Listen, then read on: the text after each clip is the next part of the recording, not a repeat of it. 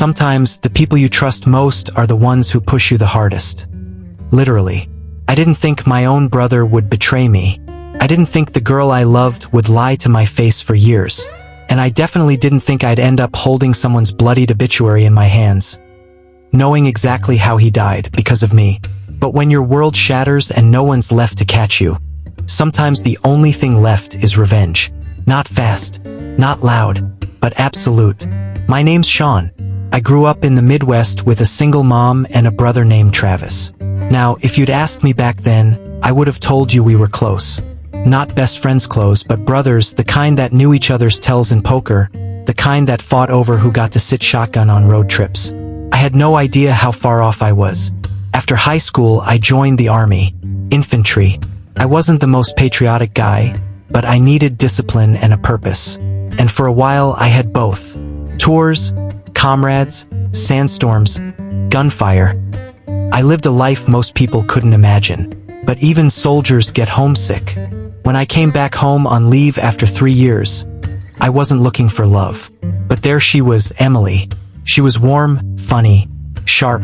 We met at a mutual friend's barbecue, and what started as casual banter turned into late-night calls, handwritten letters while I was deployed, and whispered dreams of the future. It was real, or so I thought. Emily and I dated for 2.5 years, through deployments and distance.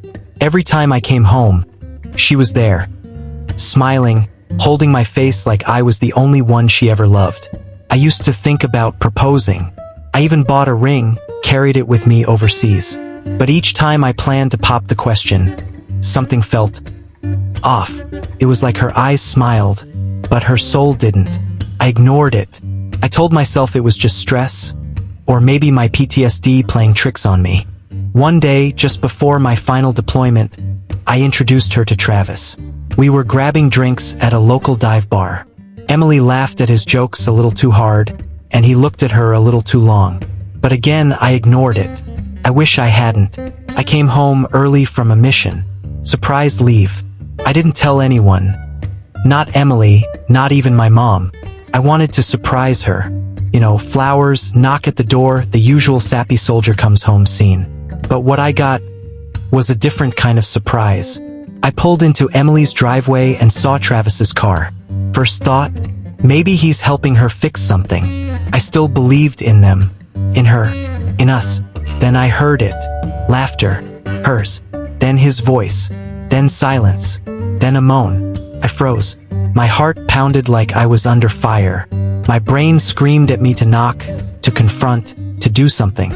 But I couldn't move. The door wasn't even locked. When I finally pushed it open, I saw them on the couch, tangled like they didn't even care who walked in. Emily screamed. Travis looked at me with zero guilt, just annoyance. Guess the surprise visit didn't go how you planned, he said, buttoning his shirt. I didn't say a word. I just left, drove for hours. No tears, just cold, white fury burning through my veins. After that day, I didn't go back to base. I filed for discharge. I told myself it was for my mental health, but really, I couldn't face anyone. I moved back in with my mom for a bit, barely speaking. I avoided Travis entirely. Emily tried calling, texting, even showing up once. I didn't answer. She stopped after a month. I spiraled. The Army was my structure. Without it, and without her, I was just a guy with nightmares and too much time. Alcohol became my crutch. The gym became my escape. But nothing silenced the betrayal. Then came the stares. It happened at a family gathering. My mom begged me to come, said Travis had changed, and that family was all we had. Against my better judgment, I went. Everyone acted like nothing ever happened. Like I hadn't walked in on my own brother screwing my girlfriend. Like I was the awkward one for being quiet. I snapped. I told him off, called him a snake, a coward, everything I'd bottled up for 2 years. He laughed and called me soft, said Emily always wanted a real man. I lunged. He pushed. I fell. 6 steps. Straight down. My head slammed the hardwood. I blacked out. When I woke up in the hospital, they said it was a freak accident. Travis told them I tripped. My mom believed him. They all did. But I knew the truth. He waited until my back was turned and shoved me. I spent weeks in recovery. Fractured wrist, concussion, mild spinal trauma. But more than that, my soul was broken. My trust in people, gone. When I got out, I didn't go home. I moved across the state, started fresh. Therapy helped, barely, but the anger never faded. It sat there like coals under ash, waiting for wind. I followed their lives from afar. Travis got a construction job. Emily moved to a different city. Neither of them apologized. Neither reached out. And one day, as I looked at their smiling social media posts, living their happy little lives, I realized something. I may have fallen down the stairs, but they were about to fall much, much harder. And this time, there'd be no one to catch them. Living with him wasn't just annoying, it was unbearable. Every time I walked into the apartment, it felt like I was entering a war zone. Dirty dishes piled up like ancient ruins in the sink. Empty food containers littered the floor like trash on a battlefield. The bathroom, a biohazard site. He had no concept of hygiene, no concept of respect, and certainly no concept of personal boundaries. And the worst part? He didn't think he was doing anything wrong. In fact, he expected gratitude for babysitting the actual child while doing the bare minimum. He had no job, no ambition, and yet somehow had all the audacity in the world. It's not that he couldn't get a job. He didn't even try. He was content to leech off the people around him like a parasite, draining our finances, our time, our energy, and our sanity. My girlfriend, God bless her, tried to stay neutral at first. He's just struggling, she'd say. He'll get back on his feet. But 4 months in, even she was reaching her limit. She was working long shifts, coming home exhausted, and still this guy had the gall to ask her to cook for him like he was some kind of helpless child. And I was losing my mind. I wanted to punch a wall every time he opened his mouth. But I didn't, because I loved her, because I wanted to be the bigger man, because I had already been through enough. Let's talk about that. See, this punk had no idea what real struggle looked like. I had served in the Navy. I wasn't a SEAL, but I was damn close. I trained with some of the best warriors on the planet. I worked with partner forces in foreign waters where one mistake could cost you your life. I learned how to shoot, how to fight, how to endure. I trained in Brazilian Jiu-Jitsu, practiced Kali and Silat with Filipino soldiers, took close quarters combat courses. I'd been tested physically, mentally, emotionally. And yeah, I got hurt. Real bad. The kind of injury that never fully heals. Some days I couldn't even walk straight without leaning on a wall or popping painkillers. But I pushed through. I survived. And this entitled little gremlin? He thought he had it tough because he couldn't sell weed legally anymore? Give me a break. He would run his mouth all the time, threaten to fight me, boast about his friends who could mess me up if he couldn't. And I just took it. Not because I was scared, but because I chose to. Because if I ever actually snapped, there wouldn't be a fight. There would be an ending, one he wasn't ready for. But I didn't want violence. I wanted peace. I wanted a home with the woman I loved and the child we both cared for. So I bit my tongue, swallowed my pride, and held it all in until one day I couldn't anymore. It started with something stupid, as it always does. I had spent the night. The next morning, we were rushing to get out the door. My girlfriend had work and I had to be on base. We were buckling the kiddo into her car seat when I realized I'd forgotten my wallet. So I ran back upstairs to grab it. That's when it happened. As I was walking back out, this guy, this absolute waste of space, looked up at me from the couch, where he was smoking a joint and watching cartoons at 8 in the morning, and said, "You're cleaning those dishes when you get back." I stopped, turned, looked at the dishes in the sink. Dishes he had dirted the night before making mac and cheese.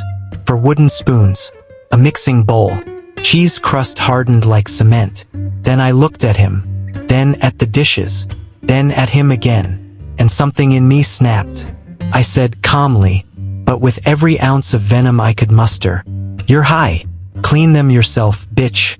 And don't ever tell me what to do again." And I walked out. I didn't slam the door. I didn't yell. I didn't throw anything. But that was the moment I declared war. Not with fists, not with threats, but with resolve. The countdown had begun. The leash was off. And soon, this little wannabe tough guy would learn exactly who he'd been messing with. War doesn't start with bombs. It starts with information, planning, patience. And I had all three. From the moment I stepped out that door, I began building a case. Not just for confrontation, but for destruction. I wasn't going to beat him down with fists. No, I was going to remove him, erase him from our lives like a tumor. But for that, I needed leverage. And oh boy, did he serve it to me on a silver platter. I started small. I took notes. Whenever I visited my girlfriend's apartment, I paid close attention to his routines, his friends, and his favorite hangouts. I checked the kitchen garbage and ashtrays, made mental logs of the types of drugs he was using. It wasn't just weed. There were blunt wraps, resin from wax pens, sometimes the unmistakable smell of shatter or dabs. All illegal in our state unless you had a medical card. He didn't. I quietly take pictures. Bags, paraphernalia, half-smoked joints left on the counter. Snapchats he posted bragging about his product. This man was documenting his own stupidity, and I was archiving every pixel. I even got clever with it. One time, I connected a small, motion-triggered GoPro to a power bank and hid it behind a vent in the living room. It ran for 4 hours and caught him talking openly to one of his friends about moving product and hiding extra weight in the apartment.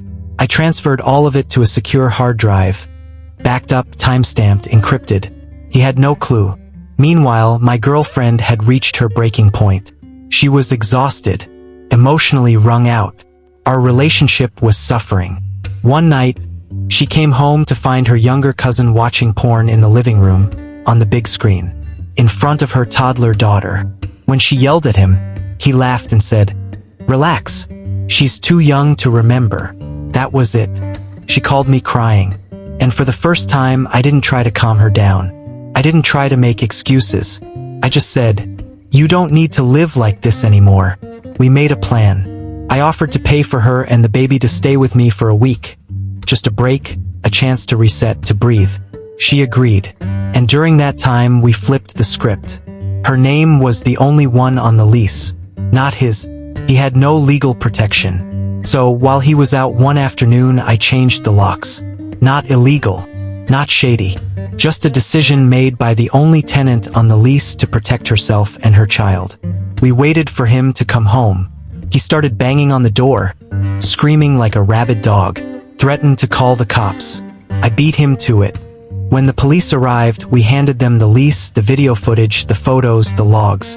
We showed them the Snapchats, the drug paraphernalia, the porn incident. We showed them everything. They didn't even let him inside. He was told he had 15 minutes to collect whatever items were specifically his, under supervision, and then leave. Permanently. He tried to protest. Yelled. Spit. Cried. I stood there silently, watching it all unfold with arms crossed and a small smile that said, "You did this to yourself." We changed her number, blocked him everywhere, filed a restraining order, citing the drug activity and the safety of the child. It was granted immediately. He tried to retaliate, posted vague threats on Facebook, claimed he'd pull up with his boys. He even tried messaging mutual friends to get them to talk to us. None of it worked. Why? Because he was all bark, no bite, and I knew it.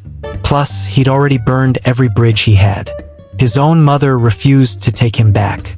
His old dealer friends? Gone. And now, with our evidence submitted to the property manager and the police, his name was on a list. No one in that apartment complex would rent to him again. A month later, I get a call from an unknown number. I don't answer. Voicemail pops up. I play it. It's him, slurring, desperate. You ruined my life, man. You think you're so smart. You're a coward. A coward. I was just trying to survive, bro. And you took everything from me. You think this is over? You'll see. I saved the message. Why? Because I knew it would come in handy. A few weeks later, one of his old buddies reached out to me anonymously. Someone who used to run in his circle before he screwed him over. He sent me a screenshot. My girlfriend's cousin, now homeless and couch surfing, had tried to pawn off some stolen electronics. The problem? One of them had a serial number linked to a break-in reported in another city. Guess who got picked up? Guess who had a warrant? Guess who violated parole? Guess who was stupid enough to brag about it on social media? Yup, he was arrested within 48 hours. I don't know exactly how long he got, but last I checked the public court records, he was denied bail. The combination of parole violation, drug-related offenses, and potential burglary charges meant he was going away for a while. My girlfriend and I finally got the peace we deserved. We moved into a new place together. Bigger, safer, brighter. Her daughter sleeps soundly now, not having to worry about loud shouting matches or strangers stumbling and drunk at 2 a.m. And me? I sleep better than I have in years. Because some victories don't require guns or fists. Just patience. Just strategy. Just the right amount of ruthless. And as for him? Last I heard, he's in a county lockup getting regular visits. From the cold reality that you can only push people so far before they push back. You know what they say, when you dig a grave for someone else, dig too. But I never touched a shovel. He dug his own. All I did was hand him the map. After his arrest, the details trickled out slowly, but oh, they were delicious. Turns out, the stolen electronics weren't his only crime. There was an open investigation in a nearby town into a break-in at a local vape shop. Surveillance footage showed a man with a hoodie and a limp. He twisted his ankle during a drunken fall weeks prior, jumping the back fence and grabbing a duffel bag full of gear. Guess who limped into a pawn shop 2 days later with a duffel bag full of unopened vape supplies? He might as well have worn a name tag. When the police raided his friend's place, his latest crash pad, they found remnants of paraphernalia, cash rolled up in rubber bands, and even a little notebook where he'd scribbled what looked suspiciously like a client list. Amateur hour. Absolute rookie criminal behavior. He was hit with possession with intent to distribute, burglary, violation of parole, endangering the welfare of a child, yes, they looped that in due to the porn incident, and obstruction of justice for deleting messages when police tried to question him. He tried to plead not guilty, but the evidence? Overwhelming. The judge didn't blink. No bail. No sympathy. The court date was public. So were the mugshots.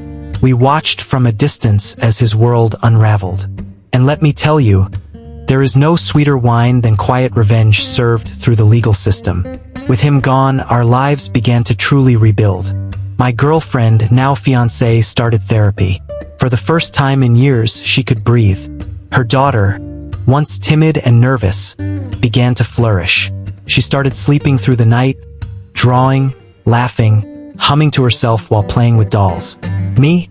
I finally felt like I had one. Not in a petty, gloating way, but in the kind of way where you stare at a forest fire you managed to contain, and then plant trees in its place. We adopted a cat. We hosted dinners with friends again. We made a home filled with music and calm. No more looking over our shoulders. No more counting spoons or locking doors just to feel safe in our own space. Several months later, I received a letter. Handwritten, sloppy, like a 10-year-old trying to write with their non-dominant hand. It was from him. Prison letter.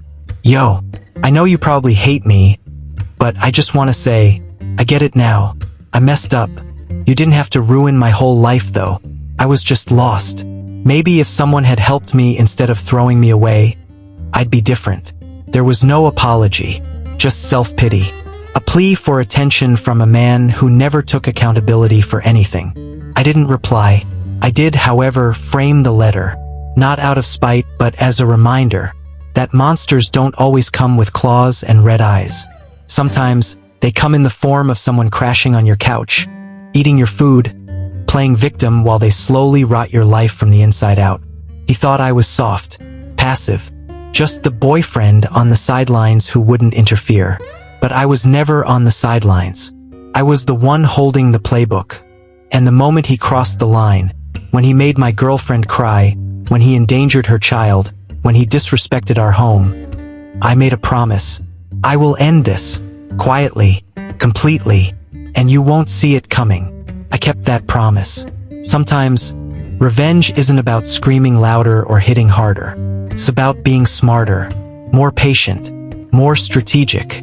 It's about holding your fire until the perfect moment, and then unleashing it with precision so clean that the world doesn't even realize a war just ended. He thought he was invincible. He thought we needed him. He thought we'd be too scared to fight back. Now, he's just another inmate, another case number, another cautionary tale. And we are free. If you found this story powerful, give it a thumbs up and hit that subscribe button. Brain ever dealt with a toxic leech like this? Tell us your story in the comments. We're listening. Fire and remember, the best revenge is the life they can't ever touch again.